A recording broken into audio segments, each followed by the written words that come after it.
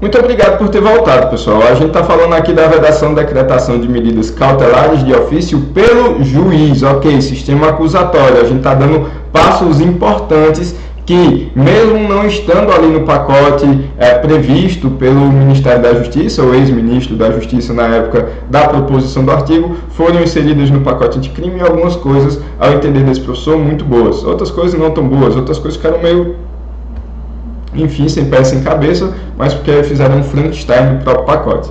Mas enfim, vamos lá. No bloco passado eu falei para vocês que, quanto à cautelar que foi pedida, predomina na nossa jurisprudência, na nossa doutrina, o princípio da fungibilidade. Sendo o juiz provocado, de acordo com o que está descrito no pedido, o juiz não está preso àquela medida que foi pedida, podendo adotar, inclusive, medidas até mais graves. Mas vamos lá. Importante, não há vedação, meus amigos, a revogação ou a substituição de ofício. Por quê, professor? Porque o próprio artigo 282, lá no seu parágrafo 5º, fala que o juiz pode conceder até o habeas corpus de ofício, sabendo da prisão, manifestamente legal do risco à liberdade, o juiz pode conceder. Então, meus amigos, para garantir a lei e a liberdade de todo mundo, o juiz poderá agir, inclusive para revogar e para substituir de ofício as medidas cautelares. O parágrafo 5º, inclusive, diz que o juiz de ofício volte a decretar antes novos fatos ou evidências. Agora, é diferente, meus amigos, de eu substituir, de eu decretar de novo. Porque se eu já revoguei, então volta para o status quo anterior. Agora eu preciso ser provocado de novo. Mas o parágrafo 5º traz essa possibilidade. Já decretei uma vez, achei que não precisava mais. Vamos lá, eu mandei uma prisão preventiva de determinado cidadão para que ele não ameaçasse as testemunhas. Então eu prendi, deixei ali durante um prazo, 15 dias, 30 dias, ok? Relaxei a prisão preventiva, acreditando que ele não iria mais trazer nenhum incômodo às testemunhas. E aí no dia seguinte chegam lá 2, 3, 4 testemunhas dizendo que tinham tido suas vidas, seus patrimônios, suas famílias ameaçadas por o mesmo sujeito. Então, nesse ínterim, a lei entende que o juiz poderia decretar de ofício de novo. Tá, e aí, como é, professor?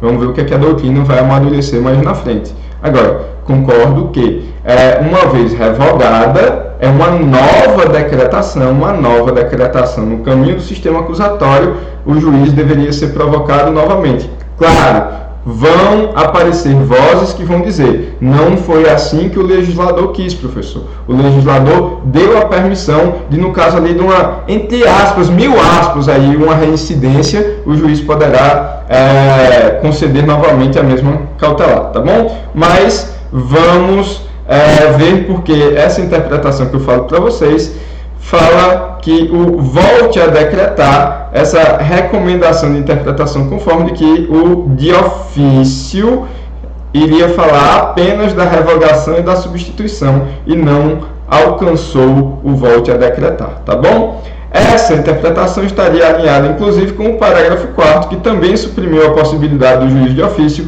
substituir ou acumular medidas no caso de descumprimento de medidas anteriores. Então, vamos lá, professor.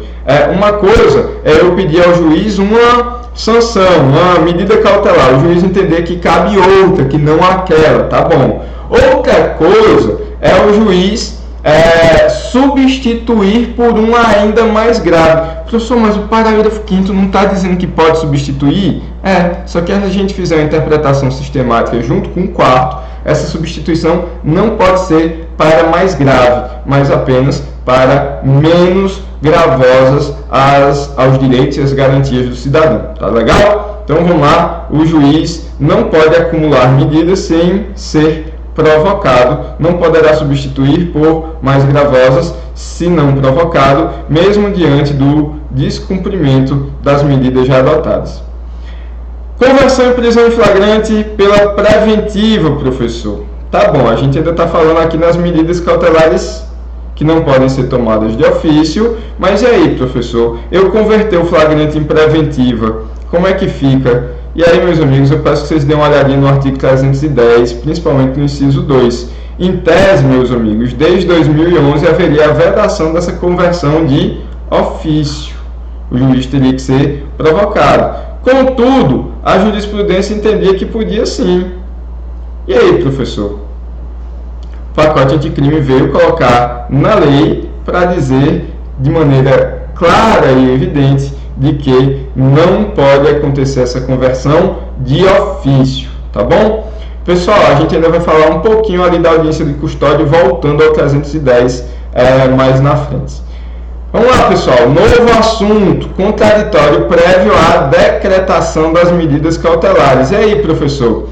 Até 2011, até antes da Lei 12.403, que alterou o Código de Processo Penal, seria o contraditório diferido, só se tinha conhecimento da cautelar depois de deferida, tá bom? Então, até 2011 não tinha que se falar em contraditório.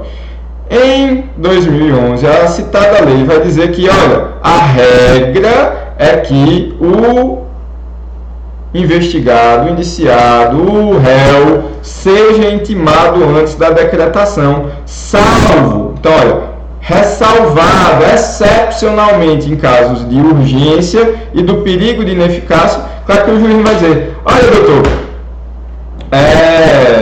vem aqui se manifestar que eu quero te prender porque a polícia acha que tu vai fugir. Tu tem uns parentes aí no interior e tem um sítio aí e tal, a galera tá achando que tu vai fugir.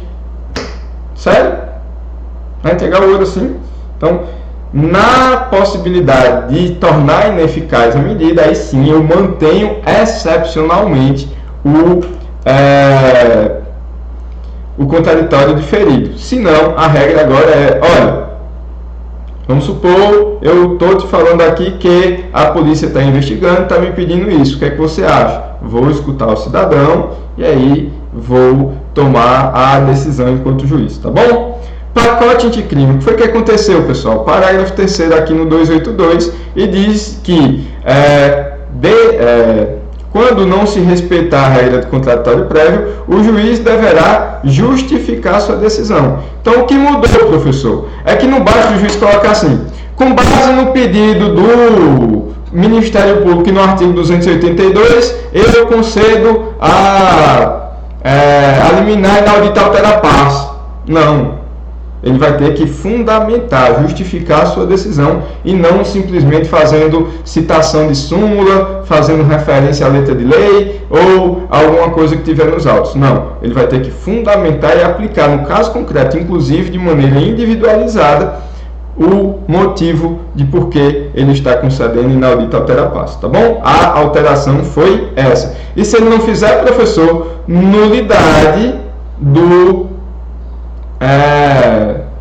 daquela medida. E aí, professor?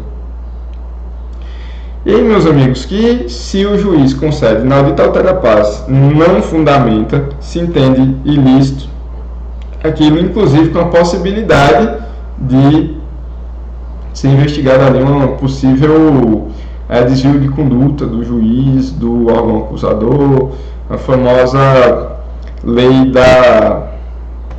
do abuso de autoridade, beleza? Então vamos lá. O enunciado 31 do CNPG ainda afirma que... Opa, volta, professor. 31 do CNPG afirma que esse parágrafo não se aplica no caso de prisão cautelar. Ok, o CNPG disse, não é jurisprudência, não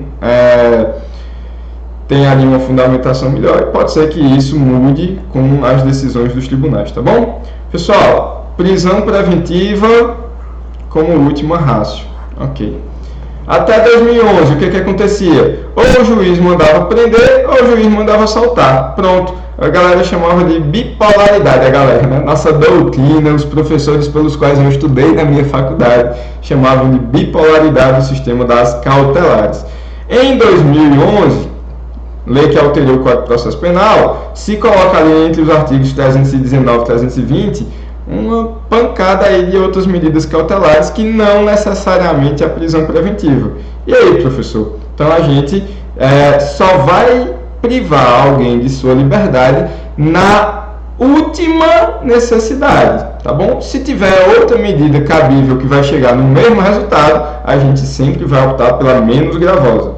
E o pacote anticrime, pessoal, insere a obrigação de o juiz justificar de forma, olha, individualizada a não opção por medida diferente. Pessoal, já vencemos 3 blocos, temos mais 2, talvez pinte aí um bloco extra. Vamos lá.